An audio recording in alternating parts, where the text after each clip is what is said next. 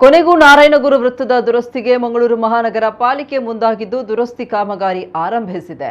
ಕೆಲ ತಿಂಗಳಿನಿಂದ ಇದರ ನಿರ್ವಹಣೆ ಮರೆತಿದ್ದ ಪಾಲಿಕೆಯ ನಿರ್ಲಕ್ಷ್ಯದಿಂದ ವೃತ್ತದ ಅಂದಗೆಟ್ಟು ಹಾಳಾಗಿತ್ತು. ವೃತ್ತದಲ್ಲಿ ಲೈಟ್ಗಳು ಇಲ್ಲದ ಕಾರಣ ರಾತ್ರಿ ಹೊತ್ತಿನಲ್ಲಿ ವಾಹನಗಳು ಡಿಕ್ಕಿ ಹೊಡೆದು ಟೈಲ್ಸ್ಗಳು ತುಂಡಾಕಿತ್ತು. ಇಲ್ಲಿನ ಕಾರಂಜಿ ಕೊಳದಲ್ಲಿ ನೀರು ಬದಲಾಯಿಸದೆ ಕಾರಂಜಿಯನ್ನ ಬಳಕೆ ಮಾಡದೆ ಎಲ್ಲವೂ ಹಾಳಾಗಿ ಹೋಗಿತ್ತು.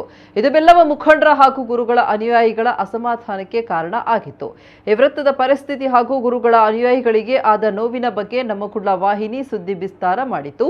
ನಗರದಲ್ಲಿನ ಉಳಿದೆಲ್ಲ ವೃತ್ತಗಳನ್ನು ಸಮರ್ಪಕವಾಗಿ ನಿರ್ವಹಣೆ ಮಾಡ್ತಾ ಇದ್ದ ಪಾಲಿಕೆ ಗುರುಗಳ ವೃತ್ತವನ್ನ ಮಾತ್ರ ಕಡೆಗಣನೆ ಮಾಡಿದ ಬಗ್ಗೆ ಆರೋಪಗಳು ಕೇಳಿಬಂದಿತು.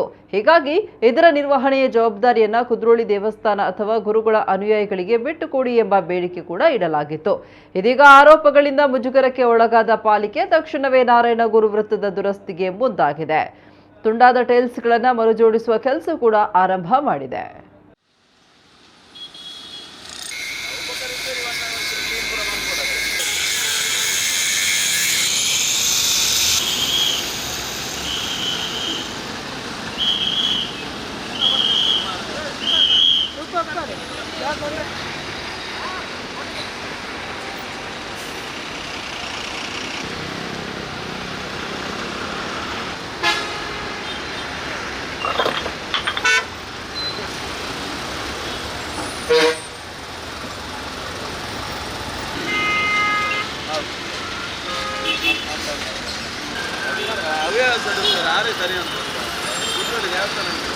अरे यार रे देते आप कुंडे बता रहे राज के तरह